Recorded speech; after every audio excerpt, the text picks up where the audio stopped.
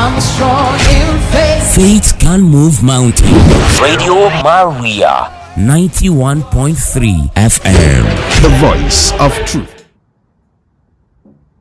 Good morning, beautiful people of Abuja. How are we doing today? It's a long holiday, and I know all of us are in the festive mood because it's Salah. So happy celebrations and happy Salah to all our Muslim listeners. Well, you're welcome to the Genius Kids Show. This is Radio Maria 91.3 FM, and you're onto the Genius Kids Show. Genius Kids Show is the show where we discover ways to ignite the genius in your child, because on this show we believe that every child has a genius in him or her. So you're welcome to today's show. Are you excited? Yes. Are we happy? Yes. Alright, so we'll just get right into having fun today, and we have some beautiful stories to read. If time permits, we are going to take 2 stories, otherwise we'll take 1 story. And I wouldn't like to tell us ahead of time, but there's a central theme that runs across the 2 stories. I would like you to listen carefully as we read the stories. I would like to know who listened well enough to be able to tell what theme runs across the 2 stories. So children at home, remember, my name is Miss Genevieve Duruiheoma, and you can always call me Miss Genny, okay? Now grab a seat, sit still, listen up, and we'll get right into the story after the break. But before then, let me introduce you to my amazing guests here in the studio. So, hello girl, how are you? Hi, What's your name? my name is Taylor Genevieve. I'm knowing Chidebere for the first time. Hi Chidebere, how are you? Fine, Alright, welcome to the Genius Kids Show. thank you. Alright, let's hear from you. My name is Gabriela Felix Achalonubu. Hi Gabriela, how are you today? Fine. Welcome to the Genius Kids Show.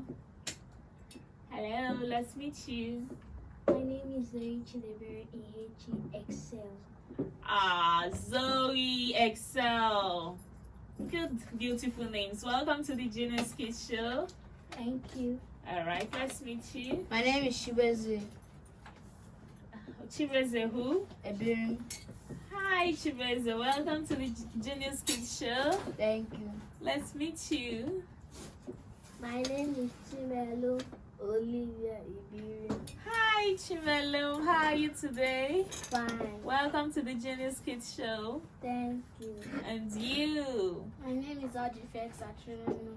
Hi Audrey, how are you today? Fine, thank you. Welcome to the Genius Kids Show. Thank you. And to all our listeners at home, welcome to the Genius Kids Show. I am happy that you're spending this time with us, and I look forward to an exciting moment with you. So let's go on a short break. When we return, we'll read our first story for the day. Welcome back, welcome back, welcome back. All right, you're still onto the Genius Kids Show, and this is Miss Genny. The first story we'll be reading for today is The Old Woman's Meat. The Old Woman's Meat. It's a story, it's a folk tale, a Nigerian folk tale that was retold by my niece, by name Adana Ewepatana. So thank you, Adana, if you're listening, thank you for this story. The Old Woman's Meat.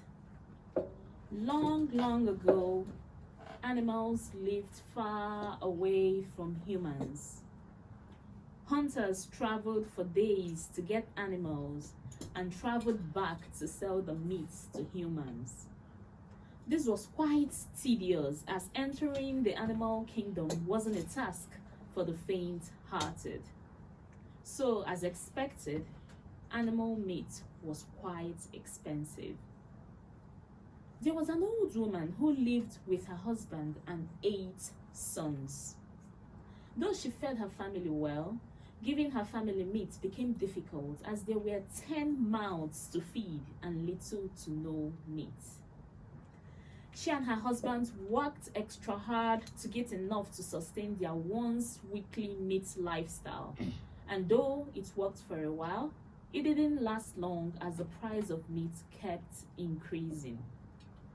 One day, the woman said to her husband, Papa Obinna, meat has become too expensive. I think it's best the children and I eat other protein-based foods while we give you the meat.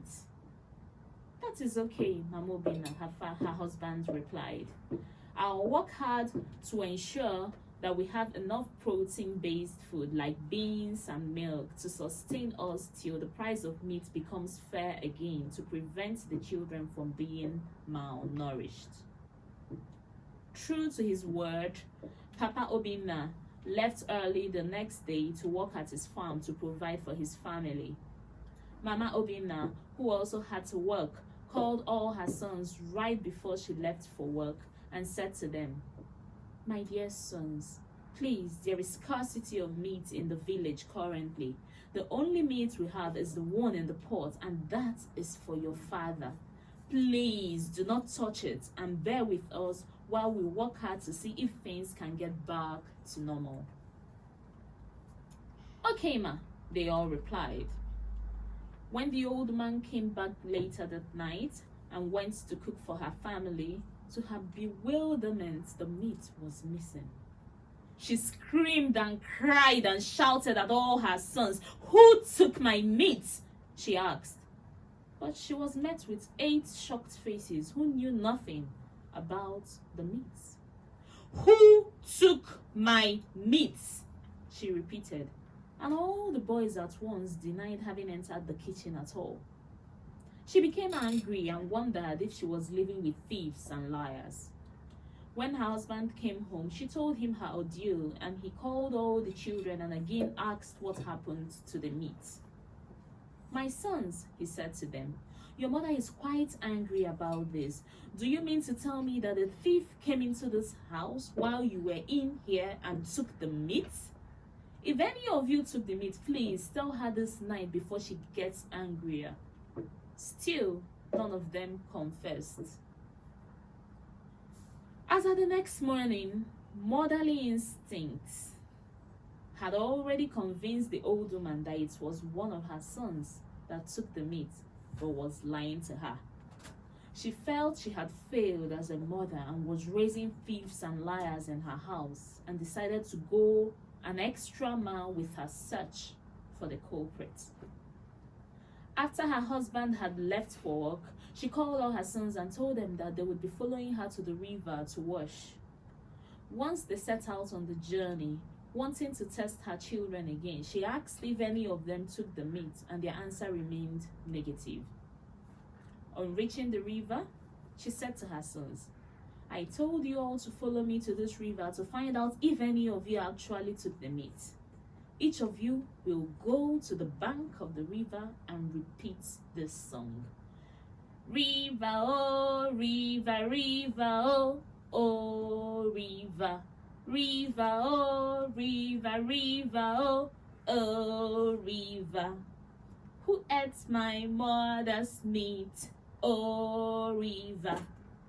If I ate my mother's meat, oh, river, carry me, carry me, carry me, go away, oh, river. Carry me, carry me, carry me, go away, oh, river. The children were shocked hearing this. They didn't know their mother was serious and will go this far to fish out the culprit. But when they saw the seriousness on her face, they knew she wasn't out for jokes. What if you didn't eat the meat? The fourth son asked curiously. Then nothing will happen to you. And you see, the water is quite calm, the mother replied. And at this point, one of the sons, who was already nervous about the whole turn of events, breathed a sigh and thought, well, how does she expect the river to know who is lying and saying the truth? Nothing is going to happen, Joe. The woman called Obinna, her first son, to sing the song. But before he started, she asked him again if he was the one who took the meat, giving him another opportunity to confess, but he said no. He repeated the song in a firm tone. River, oh, river, river, oh, oh, river. River, oh, river, river, oh, oh, river. who took my mother's meat, oh river. If I took my mother's meat, oh river, carry me, carry me, carry me, go away, oh river. Carry me, carry me, carry me, go away, oh river. Okay.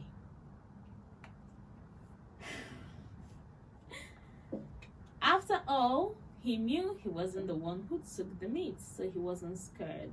The river remained still. The other sons did this turn after turn, and finally it was the turn of the last son. The mother, who was still at the corner, wondered why nothing had happened to any of them. Maybe they were saying the truth after all. Maybe none of them took the meat. Maybe I was mistaken all this while that I left some meat. Maybe there was no meat at all. When the last son took his place by the bank of the river, the old woman asked him again, Ifeanyi, were you the one that took the meat? In a shaky voice, he said, No. As at this point, the river had started growing restless. Okay then, said the mother, sing the song like your brothers. With a shaky breath and full of nerves, he sang, River, river, river, river, oh, oh, river. River, river, river, oh, oh, river. River, sing! If I took who took my mother's meat, oh, river. I don't remember the next line. Will you sing that song? If I took my mother's meat, oh river, carry me, carry me, carry me, carry me. The river at this point was nothing but calm, was anything but calm. It was like a storm let loose. Waves of water came to the bank, and before anybody could understand what was happening, the poor boy was tossing and turning like paper in the river. The mother screamed and at once jumped into the river to save her drowning son. Luckily for her, she knew how to swim from days of her youth. She saved her son in time and drained all the water he had swallowed. Her other sons, who watched everything unfold, helped her carry him back home. It took days for Ifeanyi to fully get well. Once he was strong and recovered, he apologized to his parents and brothers for taking the meat and for failing to tell the truth. His mother said to him, I hope this has taught you a lesson. At least with this experience, you will remember not to steal and lie again. The end.